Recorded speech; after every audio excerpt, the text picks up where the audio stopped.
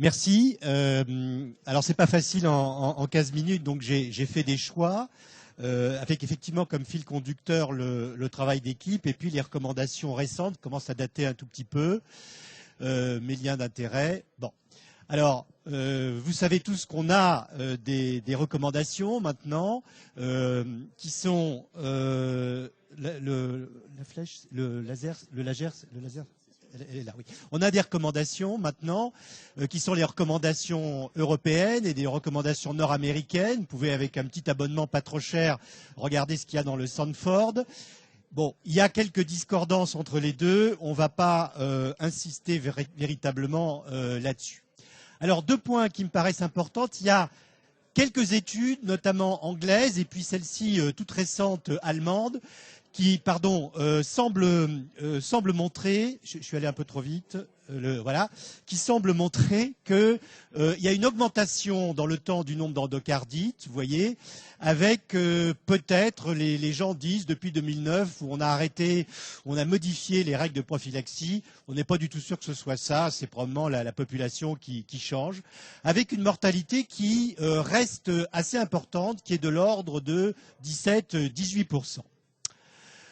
Alors, cette mortalité de 17-18%, ça ne veut pas dire grand-chose parce que ça dépend vraiment d'un certain nombre de facteurs de gravité. Vous voyez que dans cette étude, les patients ont été classés en 5 quartiles et que la mortalité va finalement de 10% à malheureusement 50 à 60% et que les patients de réanimation, eh ben, ils sont dans les 2 derniers quartiles parce que c'est souvent des endocardites nosocomiales, à staphylocoque doré et bien entendu, sinon ils ne seraient pas en réanimation, des endocardites compliquées avec des insuffisances cardiaques, des complications neurologiques, des extensions périvalvulaires et qui parfois ne sont pas opérées parce qu'on ne peut pas les opérer. Et on a pas mal d'arguments maintenant pour dire que la chirurgie est quand même dans l'ensemble protectrice.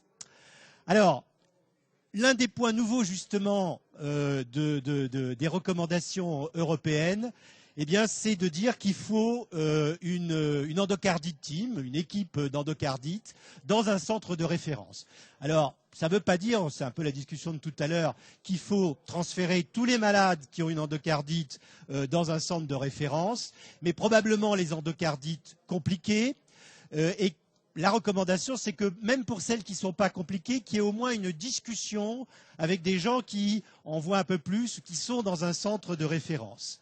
Et finalement, ce que dit la suite de la recommandation, c'est que ce centre de référence, eh ben, il doit permettre d'avoir accès à toutes les procédures imaginables, qu'il doit permettre d'avoir accès à la chirurgie cardiaque, et qu'il doit y avoir, et on est en plein dans le sujet, plein de spécialistes, des cardiologues, des anesthésistes, des microbiologistes, etc. Alors, le diagnostic en réanimation, je ne vais pas vous faire l'injure, il est assez facile. De temps en temps, ça peut être un petit peu trompeur avec un malade en OAP ou en choc cardiogénique fébrile, un AVC fébrile, on se fait avoir de temps en temps, un choc septique, une défaillance multiviscérale.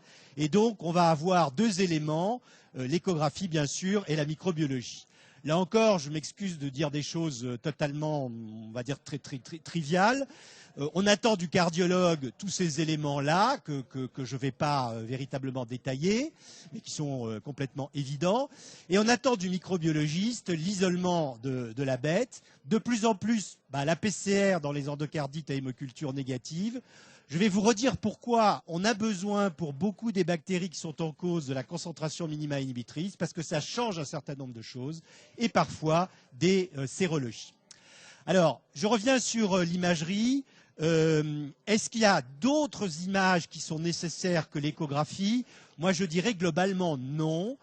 Néanmoins, pour un sous-groupe de malades, et ce n'est pas très évident pour les malades de réanimation, pas toujours facile à transporter, mais quand on a des doutes, en particulier sur une valve native, il y a maintenant pas mal d'arguments pour dire que des examens comme le PET scan ou la scintigraphie au leucocyte marqué, voire le scanner cardiaque, sont utiles. Et de toute façon, l'IRM, même si, je vais y revenir, l'IRM n'est pas obligatoire, mais l'IRM cérébrale, il faut probablement la faire chez les malades qu'on va opérer. Donc, ce n'est pas des examens systématiques, surtout sur prothèse, surtout quand il y a un doute, pas toujours facile à faire chez les patients de réanimation. Alors on en vient maintenant aux antibiotiques. Alors je vous rappelle des choses très classiques qui sont que globalement dans les endocardites gauche communautaires, le streptocoque est en premier, le staphylocoque doré en deuxième et les entérocoques en troisième. Mais il faut dire que maintenant, on a quand même beaucoup de données pour dire que sur l'ensemble des endocardites tout venant, les staphylocoques sont en première position. Et en réanimation, on a au moins 2 séries qui nous disent que c'est quasiment la moitié, enfin un bon tiers à la moitié des cas. Et donc, ça nous amène à une première discussion sur les antibiotiques. Qu'est-ce qu'on fait en première intention quand on n'a pas le germe? Et là, si on regarde, il faut regarder bien 2 choses. C'est que ces recommandations, c'est, vous voyez, les malades qui sont acute severity. Donc, c'est nos malades. Et là, quand on regarde les endocardites communautaires ou les endocardites sur valve native, sur prothèse tardive, c'est à peu près la même écologie microbienne, la recommandation, c'est de faire une triple association par amox, pénième et gentamicine avec des doses énormes, ce qui en pratique est très difficilement faisable et que je crois nous ne faisons pas. Et peut-être que là, les recommandations nord-américaines de faire, par exemple, Vancogenta sont plus simples, moins compliquées que ça. Je dois dire que c'est un peu un problème à mon avis. Alors tout le monde est d'accord pour dire que sur les endocardites précoces sur prothèse, c'est la triple association, vancomycine, gentamicine, rifampicine, pas trop détailler ça. Une autre façon de faire, c'est de dire qu'on raisonne sur la forme clinique. Si vous êtes devant une endocardite aiguë, bruyante, en quelques jours, c'est très certainement du staphylocoque quand le malade est en réanimation. Et donc pénième ou céphazoline plus Genta. Si c'est plus subaigu, c'est du strepto et c'est la moque Genta. Si c'est lié aux soins, c'est probablement du staphylocoque doré. On ne veut pas enlever, il peut y avoir une souche métière et on fait une pénième, la vanco et la Genta. Alors, je vais peut-être passer sur celle-là. Alors, il y a donc évidemment 3 acteurs principaux dans l'antibiothérapie, le réanimateur, le microbiologiste et l'infectiologue, probablement aussi les pharmaciens. Et sans revoir évidemment les schémas, on n'a pas le temps, je voudrais dire 2-3 points importants. Premièrement, les aminosides sont en recul, indiscutablement. Par exemple, vous voyez que pour les staphylocoques sur valve native, on ne les utilise plus. Donc dès qu'on sait que c'est du staph, on arrête les aminosides, sauf sur prothèse où c'est 2 semaines. Vous voyez que même pour les streptocoques avec une souche sensible, d'où l'intérêt de la CMI, on arrête les aminosides. Que pour les streptocoques moins sensibles, on les garde 2 semaines. Et l'élément nouveau, c'est que pour les entérocoques, on nous avait appris, on a vécu avec ça, qu'il fallait 6 semaines d'entérocoques et des problèmes de reins et de surdité. Eh bien, il y a de plus en plus d'arguments pour dire que 2 semaines, ça suffit. Et donc ça, je crois que c'est un élément probablement assez intéressant. Et puis 2 semaines pour les Bartonel, ça c'est probablement obligatoire. Quelques autres points pratiques, parce que la question est souvent posée. Il est pas utile d'avoir des concentrations d'aminosides élevées au pic, puisque ce qu'on veut, c'est une synergie, et donc la dose de 3 mg kg par jour est suffisante. Les dernières recommandations ont, je dirais, officialisé chez des malades qui ont une insuffisance rénale ou qui ont une souche hautement résistante d'entérocoque fécalis aux aminosides, de faire la double association amoxicilline et ceftriaxone à la dose de 4 grammes par jour, et ça en vous rappelant que ce n'est pas actif sur entérocoque faecium. Enfin, sur les staphylocoques, de rappeler que l'acloxa, c'est la référence pour les métiers, mais que la céphazoline semble faire aussi bien avec peut-être moins d'effets secondaires, que la vanco, c'est la référence pour les métiers, mais qu'on commence à avoir des données intéressantes sur la dapto et sur la ceftaroline, qui a peut-être une place, et de rappeler que la rifampicine, c'est uniquement les prothèses, et d'attendre probablement quelques jours pour diminuer l'inoculum, et bien sûr s'il y a d'autres localisations. Et voilà par exemple une étude qui est assez intéressante et qui suggère que sur des souches de staphylocoque doré métière, quelle que soit la CMI de vancomycine, la dapto qui est en rouge fait peut-être mieux que la dapto qui est en vert fait mieux que la vancomycine. Il y a moins d'échecs. Le deuxième point, c'est la chirurgie. Et pour vous rappeler que la chirurgie, c'est à peu près la moitié des malades à la phase aiguë de l'endocardite, la moitié des malades, dans un délai relativement court.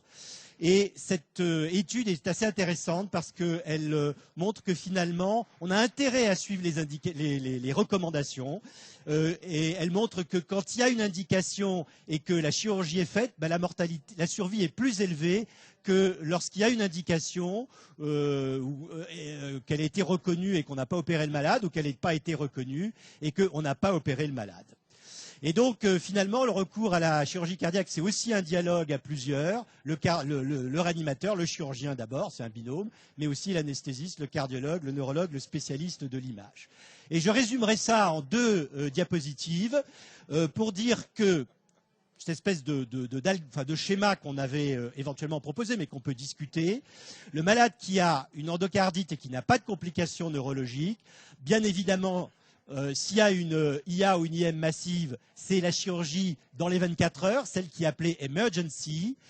S'il y a une fuite sévère aortique ou mitrale, mais pas massive, ou bien des végétations de 10 à 15 mm, alors c'est toujours un peu la discussion, et mobile, ou bien des végétations de cette même taille, mais avec des emboles, ou bien un abcès périvalvulaire, ou bien un échec microbiologique, ben on regarde, est-ce que le malade est en choc et un SOFA supérieur à 10. Pourquoi supérieur à 10? Parce que dans une étude précédente, on a montré que les malades opérés, proposés aux chirurgiens avec un SOFA supérieur à 10, il y avait une énorme mortalité.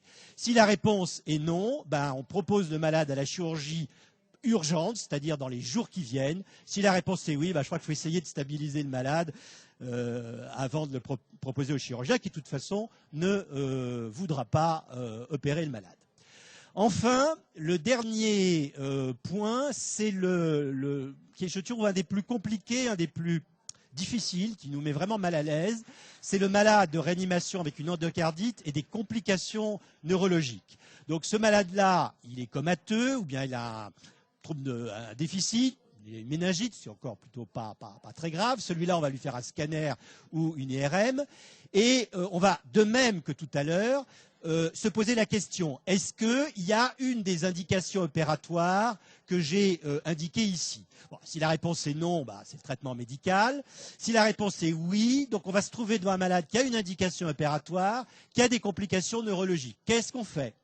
Eh bien, dans la mesure où on sait que la CEC peut aggraver ces patients. Il y a maintenant suffisamment d'arguments, je n'ai pas le temps de les développer, mais pour dire que, en gros, si le malade n'est pas trop comateux, on va dire que s'il n'a pas un Glasgow inférieur à 10, si l'accident ischémique n'est pas trop important, mais on est un peu dans le subjectif, s'il n'y a pas de lésion hémorragique, si le malade n'est pas en défaillance multiviscérale, malgré ses complications neurologiques, eh ben, on peut opérer le patient. Et c'est exactement ce que nous disent les recommandations. Elles nous disent quoi? Elles nous disent, alors d'abord, si l'accident, parce que comme on fait de plus en plus de scanners et d'IRM, et on trouve des lésions ischémiques, si l'accident est silencieux et s'il y a une indication opératoire, n'hésitez pas, on peut aller opérer le malade. Il y a vraiment, je pense, des arguments pour le dire. Je passe sur le traitement des anévrismes, c'est une chose un petit peu particulière.